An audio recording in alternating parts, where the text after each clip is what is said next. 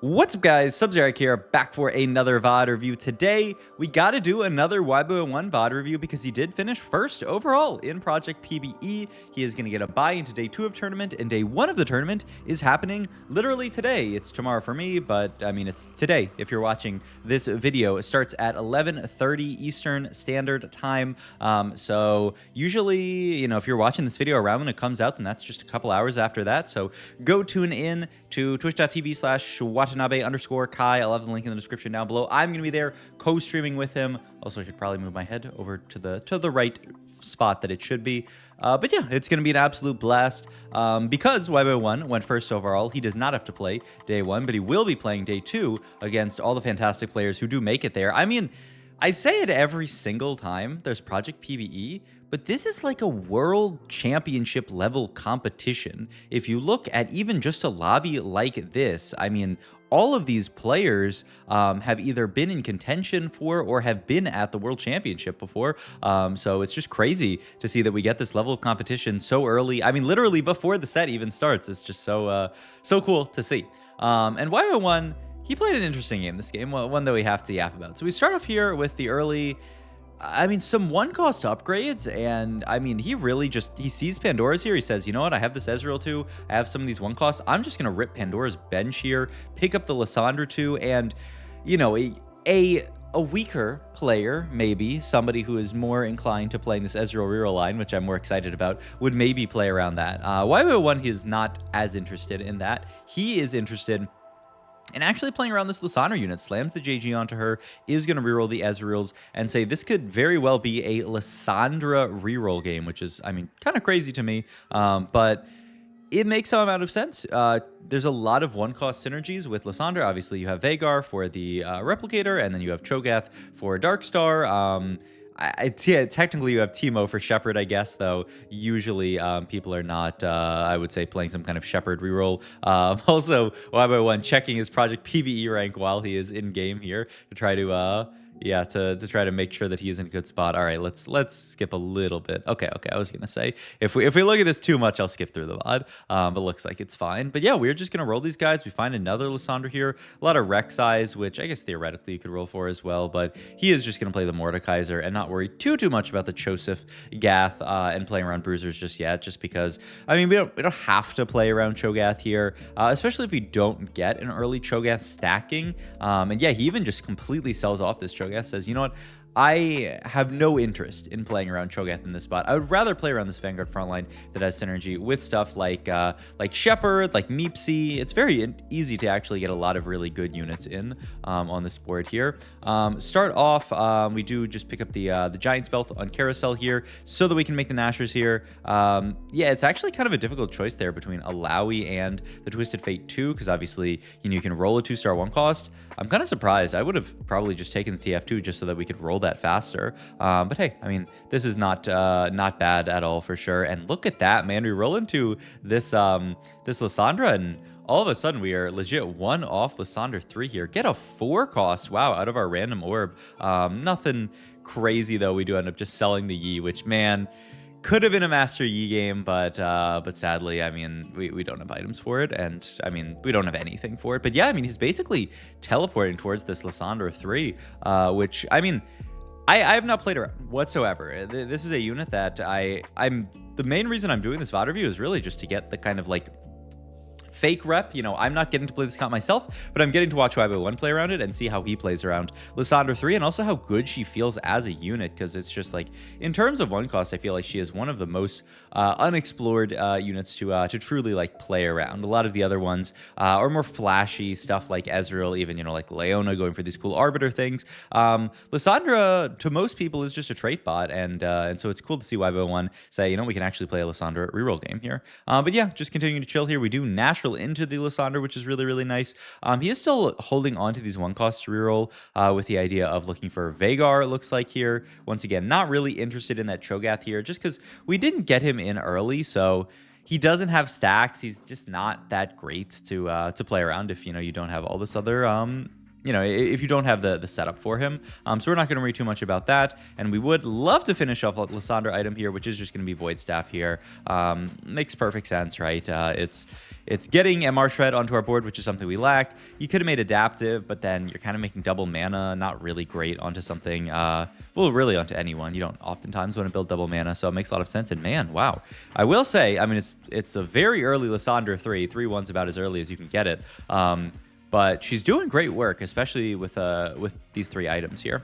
All right, next augment here. Probably just take more items, something like an item grab bag here.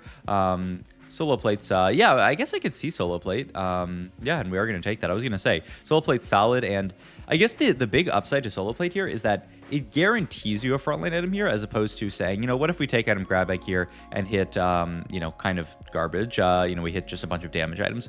Solo plate's guaranteed to be frontline, and it has really good synergy with Vanguard. You know, the Vanguard units giving themselves a shield is going to make the armor and MR from solo plate last longer. The shield also scales with HP, which is scaled up via the solo plate. And yeah, the biggest thing is we need a gargle. We need some kind of tank item here, and solo plate's the perfect one to pick up. So good idea here. Also, random double karma shop, which is, I mean, either we can think about playing this, or we can certainly think about re-rolling these guys, yeah, and digging for other units that we are more excited to play for here. He is also going to move items over to the Mordekaiser at this point, because he's a better dude on this board. Also, we're playing double Teemo for now. I mean, I guess we don't have anything stronger to play, but it's a little strange. I feel like we do need to get to some slightly better units here. He's going to start team planning out.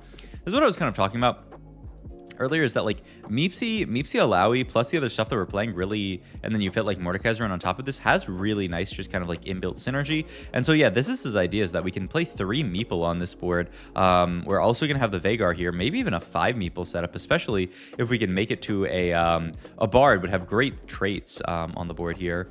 Wow, I'm actually kind of surprised he opts to take left side here, just because, I mean, it's pretty easy for him to 2-star unit, and the gold is pretty nice. But yeah, he just takes what's in the mystery box here. I think a lot of people tend to like the mystery box from Thresh. I've seen people take these quite highly, and I mean, there can be very good stuff in these. There can also be just absolute garbage. So hopefully we don't end up in that spot.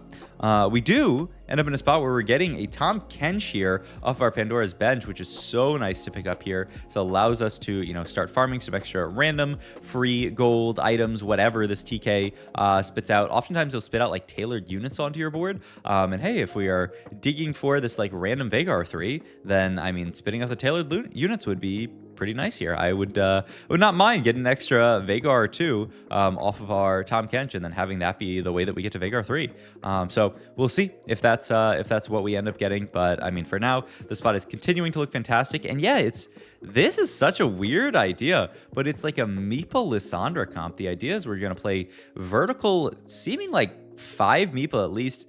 Theoretically, I was playing this earlier today, and you can just play 7 Meeple with Lissandra as your +1, and then you could look at then using the Meeple to print the last few Vagars, and then eventually probably pivot down out of the 7, but we'll see if we want to get there. I mean, obviously, it's a little bit weird to fit 7 Meeple and to play around Lissandra. We'd have to cut out of like Dark Star or something like that, but not the end of the world, I would say, but we'll see. We would definitely have to lose something like Shepherd. Do pick up another TK, which he, at this point, is going to roll. I like this a lot. TK is not ever going to be like long-term on this board, but he's good for now just to get the first Arcana proc and get that kind of like free econ items, you know, whatever he ends up giving us. So I like this a lot, just to kind of use the TK for now and then get out of it later. We're going to level up at this point here. Going to get the 3 Meeple onto the board here. And yeah, just play this slightly weird board. Also going to finish making BIS on so many units is just the JG Nashers. Nashers means that he moves the Shojin over to the Vagar, and they can make a Steadfast Heart onto frontline.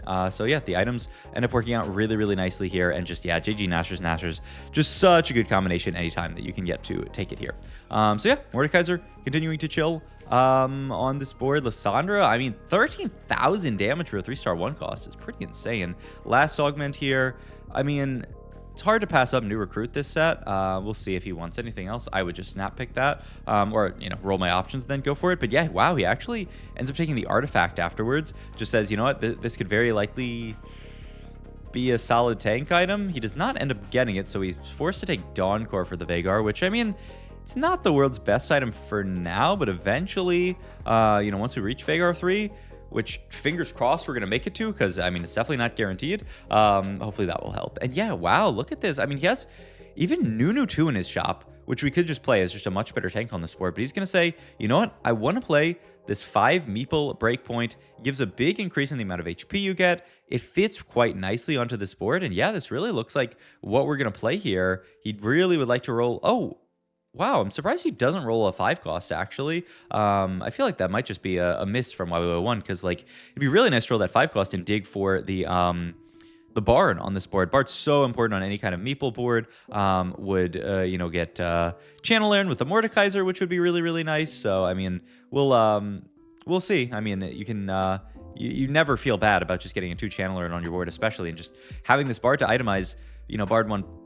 sometimes going to be better than Vagar. I don't know. I had a game where my Vagar 3 was doing absolutely crazy stuff. I think, you know, that's more of like I'm in like 7 Meeple and Vagar is a beast. In here, he's probably fine. But we'll see. We'll see what we want to do Bard versus Vagar itemization wise. Do pick up a Shen, which is interesting. The funny thing is that, like, Shen is like, you're already playing 2 Bastions on this board, so he's actually kind of awkward. And wow, we are gonna get up to the 7 Meeple the second that we have it. So this is it's a cool idea, but yeah, we're just going to play 7 Meeple, use it to print the last few Vagars to reach Vagar 3, and then use the Pandoras to roll for things like Rammus 2. Man, this is kind of a run back almost of the other game that we VOD reviewed, though. I don't know if this is going to end in 3-star forecast. I mean, it's Pandora's Bench, so lowest of keys it could. We see a Vex, another 5 cost to roll, which is really, really nice. Print the Vagar. It gives us some gold. I mean, this Vagar printing thing is so nice, where you can just print Vagars, farm gold. I mean, it's just amazing in this line. And I mean, YBY1, he's got the HP to play for it. The big question usually in this line is, do you have the tempo, right? The way that you lose games when you're playing this line is you're trying to print and you're sitting on like 20 HP, and then you just die before you get a chance to print. But here, we've tempoed the entire early game with this very strong early Lissandra 3 with items, and so we do have the ability to sack a few rounds here. Prince of Vagars, oh my god, we do pick up the Bard here, which is a huge in on this board, and he's just going to immediately take the cash out here. I mean, it looks nice. We get to make Redemption, get to make JG. We are missing Heal Cut on this board, which is a little tragic, but I mean, this amount of good items is very nice to play around. And yeah, look at this. Going to move actually the Nashor's JG Dawn Core onto the Vagar, saying, okay, we are very, very close to hitting the Vagar 3. Also, did we get the... No. Yes. No, we did get this weird... Oh yeah, this was actually a few days ago on PBE before they had fixed it, where... because we didn't have any bench space, it didn't actually print the Vagar. This has been since fixed. That's actually really, really rough for us. Oh my god. And we lose the fight on top of it. So yeah, now we're actually like a turn down here, which actually really, really rough for us, but it's okay. Pick up Cloak here off of the Thresh God Boon. Not bad. Ooh, can roll for some 3-star forecast here. And yeah, he actually gets a little excited and starts rolling down a little bit on level 8 here, just to look for more forecasts to roll. He's not going to roll an additional time, which is kind of weird. Not sure why we rolled once there for the TK if we weren't going to roll again here to look for either the Rammus 2 or, you know, just another forecast to roll. But, you know, still the board looking decent. We're going to take one more loss on this 4-loss streak on our way to Vagar 3. But now we will have the Vagar 3, which is a big in. Also, we do have the ability, if we want to start, pivoting back out of this board. And yeah, he's just going to make a full pivot up to level 9 here. Yeah, this is really, really nice. Pick up this the 2-star Rammus, and he's playing this very, very common core that you will see in this line. Of the 5 Meeple, and then you can fit Alawi plus Mordekaiser plus Lissandra in on that line. That gives you Shepherd, it gives you Darkstar, it gives you Vanguard as well, and with Bard it gives you Chandler. This is a very, and it's a multi-striker with Vagar. And this is, like, I would say the default version of the line, as long as you aren't carrying Corki. But if you do have just enough AP items, then you do just play this even if you don't have the Lissandra 3, but obviously the Lissandra 3 helps because now we just have a good unit to play around. And then he opts to just level for the Shen as his +1 on this board, which, I mean, doesn't look bad at all. There's other stuff that you can theoretically fit on this board. Stuff like Sona tends to do nicely. If you don't end up playing around things like Alawi, you can cut Alawi, play things like Sona, even get things like Sona and we're dead. It's a top 3. Stuff like Sona and Victor on this board as well. Man, this game actually flew by. He died on 5-5. Everybody's so low. This was my first video in a long time where the game is over at 15 minutes. Wow. I mean, a very solid top 3 from YBY1. I mean, I feel like the Lissandra 3 actually did a surprising amount of work. I was pretty impressed by her, and it's a cool idea to play for like the Lissandra 3 and the Vagar 3. Just say I'm going to play her on this the 7 meeple board, print the Vagar 3. Honestly, if we hadn't got scammed on that other print, we would have saved some HP, and maybe we could have even top 2'd here. But I mean, it's something that is will be fixed on the next patch. And that is the patch everyone will be playing Project PB on. So I hope you guys tune into the Project PB finals tomorrow. Hope you guys enjoyed this video as always. If you did, please like, comment, and subscribe. Check out my Twitch, my Metafy, all my other links down below, and I will see you guys in the next video. Thanks for watching. I want the video to be at least 60 minutes long. I mean, that's just like, I don't know if I've ever had a video this short. As always, if you stay this long into the video, if you stay this long into the video, check out this really cool thing that my fiance drew for me. She drew me, I told her Squink was my favorite little legend, so she drew me a little, this is my emotional support Squink is what it says, and then there's also a sad Squink. Check this out. Like, isn't that so cute? This is the kind of stuff that you get if you stay through the whole video. So thanks for watching as always, and I will see you guys later. Bye-bye.